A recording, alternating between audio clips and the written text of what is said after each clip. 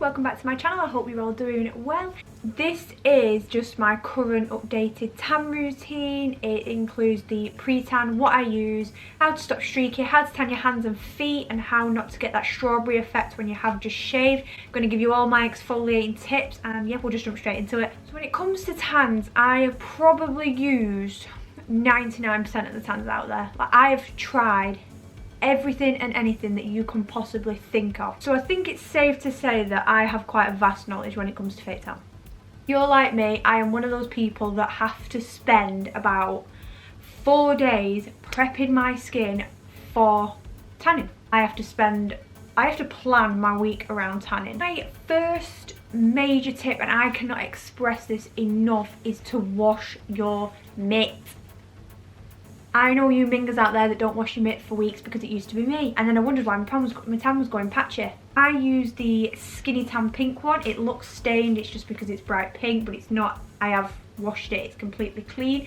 I would also recommend washing the inside of your mitt as well, which I think a lot of people actually forget about, but the amount of tan that actually seeps through, which can then lead onto your hands, and that's when you get patchiness. Like, it's not good. For the actual tan, I flicker between two at the moment. First one is the Filter by Molly May, and I've got this in the shade Dark, and it is perfect. I rave about this tan. I don't leave it on for the full 8 hours because I don't like that dark fake tan look. I like it to look really natural for day to day. I mean, if I'm going out, it's completely different. Obviously, I will leave it on a bit darker. The only thing with this tan, goes on like a greeny colour, so it does have that green underlying base colour.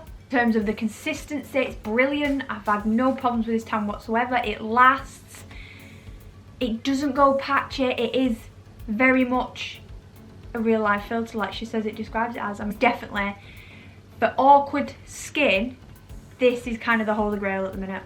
The other thing that I used to use was the Trepe, and I just have it in the watermelon because I like the smell of it.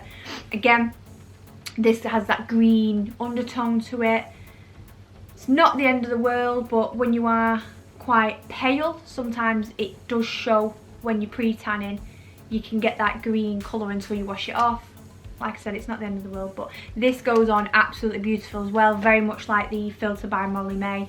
Again, so smooth with my steps that I'm going to show you guys. I've had no issues with this, and obviously it's watermelon scented, so that is an added bonus. So these two are probably the best for dodgy skin. When it comes to my face, I used to always tan my face, but then I was having problems with the fact that when I was doing my skincare routine, it was obviously coming off, so I was ending up with a line here of where my tan was staying, and obviously on my face it wasn't, but then I can't not tan my face because I didn't like it. And then I got introduced to this. Well. So this is the White to Brown Face Tanning Mist in the shade Medium. Oh my god, game changer. So it is a very natural. You just spray it across the face. I go horizontal and vertical, and that's it. And then I do just spray a little bit on my neck just so it's blended in and we don't get any harsh lines. This is the perfect in-between combination of having no tan on and having that little bit of tan on. So it doesn't last as long, obviously, again, because I am doing a skin routine. I probably only get about 3 days out of the face tan before, you know, you can start seeing it. It does need a top up, but that's what I love about this. It takes 30 seconds to just spray your face, and then at the end of the day wash it off with your shower. Fresh tan. When it comes to pre-tanning, I have a bit of a step-by-step guide that I have corrected and that just works perfectly for me. So the day before I know I'm going to tan, I have to schedule it into my calendar to make sure that I go through all my steps. So this is where I will exfoliate, shave my legs, shave my arms, whatever, do all the usual jargon. For exfoliating, I just used to use a loofah, some body wash, and that was it. I wasn't really in depth in scrubbing my skin, properly exfoliating and taking my time, and I think that is where a lot of people go wrong. The best advice I can give to you for not getting patchy tan is to exfoliate properly and hydrate the skin afterwards, and honest to god, it will be a game changer for you. I stumbled upon a company called Oak&Soap. I'll obviously link in the description box a link to their Etsy. Super affordable, and it's homemade soap that smells absolutely delicious. One of the things that I got was the Mellow soap bar in the little soap pouch. So obviously you can just see I've popped the soap. It's just an ordinary soap bar and I've popped it into there. but it smells beautiful. So they're all perfect for sensitive skin, and they do really exfoliate. So the first thing I do, I get into the bath, do my thing, and it comes to exfoliating. So you wet the pouch, and I will exfoliate everywhere with this body scrub, including up to my neck. Obviously I don't touch my face, but up to my neck, shoulders, legs, everything with this soap bar. It lathers up beautiful, and at that point I will then shave my legs and wash it all off. And then I go in with the Oak&Soap Coffee in the Morning little exfoliation bar. So this, it has coffee granules in there, so it is a bit rough. Again, I don't go on my face with this. You can, I personally don't. I just re-go over what I've already exfoliated. But the best thing about this little bar is I use this on my awkward areas, my awkward dry areas. So my ankles, around the wrists here, elbows, and like the inner crease here. And I also exfoliate just under the armpit there with the bar. So this is perfect because it is so small, and obviously the edges are smoothed out, that you can, it's like a crayon or an eraser. You can just get into them small awkward places and really exfoliate them awkward areas, which perfect. So yeah, my routine is to exfoliate with the Mellow soap bar first, wash that off, shave. Again, I will use the lathered up soap from that to shave with my legs, don't dry shave. Wash that off, and then I go in with the Oak&Soap Coffee in the Morning scrub, just to go all over the body, and then get the awkward patches out in between my cleavage, my arm, etc. and things like that. Then I'll get out the shower and I will moisturise the day before. So the next day is obviously when I know I'm going to tan. First thing in the morning I'll get up and I will moisturise again. So this is about an hour before I'm going to fake tan, and this will help the moisture back into the skin. Obviously we exfoliated yesterday, we need to put all that moisture back into the skin, and it will also help with your tan not sticking to those dry places. When it comes to the actual tanning routine, this is about an hour, 2 hours later.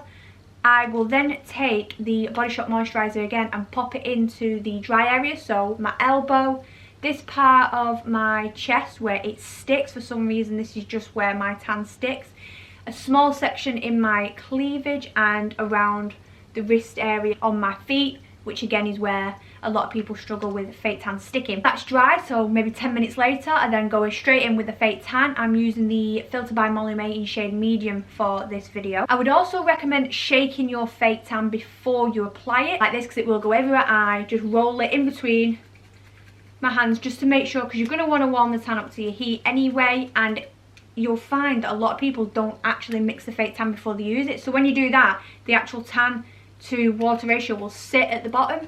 So that's obviously why you need to give it a good shake, make sure the consistency is warmed up and the consistency there, and that will obviously alter the way that the tan then sits on your skin. It comes to actually tanning, again I just stick to a very basic motion of just up and down the arms, but when it comes to about an inch before my wrist, I do a flicking motion with the tan, and I will leave a patch, probably about 3 fingers worth, my wrist and hand. I do that on my feet as well. I leave about 3 fingers worth from the ankle up and just tan the rest of me as if I normally would. I do this because you don't want to go in with a full mitt of tan onto your hands and wrists. This is why it's sticking, or it's going cakey, or it kind of looks like tiger bread, or you get bright orange hands and feet, and that's not what we want. That is not what we want. Once you've done your whole body, what you're going to do is then put a small blob of tan onto your mitt and just scrunch it like that so it evenly distributes around the mitt, because you don't want to go in with a blob of tan on your hand, because this is obviously why everyone's having issues. So you're going to spread it across your mitt like that, just make sure it's all across. And when it comes to my hands, so I'm going to try and do it the best I can here. So I separate my hands like that and just tan as if you would any other area. Just normally like that, making sure you get in the side, round the wrist and up the side of the thumb. And then, without putting any more additional products on, I will do and follow the lines of my hands like that to make sure we're getting the sides. And then I will go in the middle, in the cracks. And then I scrunch my hand like that, because otherwise you end up with white lines there. And I know a lot of people don't notice it, but it really grates on me. And I will just rub in between the cracks and towards the end of my fingers. Again, not applying any additional products on there. It is purely just what was on the mitt. And then I'll start to blend up the wrist, and when I get to the palm I then take the clean side and just clear away to make sure they're neat and that it's not cakey. But the best advice that I could give to you guys is to not put any additional tan onto your hands. It just doesn't work. You just need that natural what's left on the mitt. Same with my feet. I do the exact same motion on my feet. So I put the blob on the mitt, scrunch it so it's not all one section of the mitt covered, go in with the motion, go over my toes, around my ankles, at the side of my feet, and then go in with the clean side, and we'll just buff away the edges just to give that nice blend. And that is it. There's no complex routine. People struggle with dry patches or tan sticking even though you've exfoliated and you've moisturised. Do try that two-step exfoliation and hydration stage that I mentioned before. So exfoliate, shave, exfoliate, get out the shower or bath, moisturise before bed, in the morning moisturise, and then extra moisturise before you're going to put your tan on. Another tip, if you're finding that it's sticking, is to shave the area with a razor, with an ordinary leg shaver. So for example, I always get a dry patch in between my cleavage and it's literally that big. Don't know why, tan just really sticks there on me. Maybe it's, if anyone else is struggling with it, let me know so I'm not the only weirdo out here. So what I found is I will exfoliate and shave that section. Even if there's no hair there, I'll shave it, re-exfoliate. And since I've been doing that, my tan doesn't stick there anymore. It's just when I don't do it that my tan sticks and it goes patchy and it goes cakey and it just doesn't look nice at all. If it is a bit of an issue, then it's going to be your fake tan. So unfortunately, that fake tan isn't agreeing with you. Each fake tan is different. Some have more of a red undertone, some have more of a green undertone. It's the consistencies in there and the pigments. Some tans just don't agree with skins. Like I said, these two are the only tans that I can really get my use out of, that actually agree with my skin. If you're following these steps and that tan is still sticking, then it is the fake tan product itself. Thank you so much for watching. I hope you all enjoyed. Please like and subscribe. Again, I will link my social medias down here somewhere for you guys.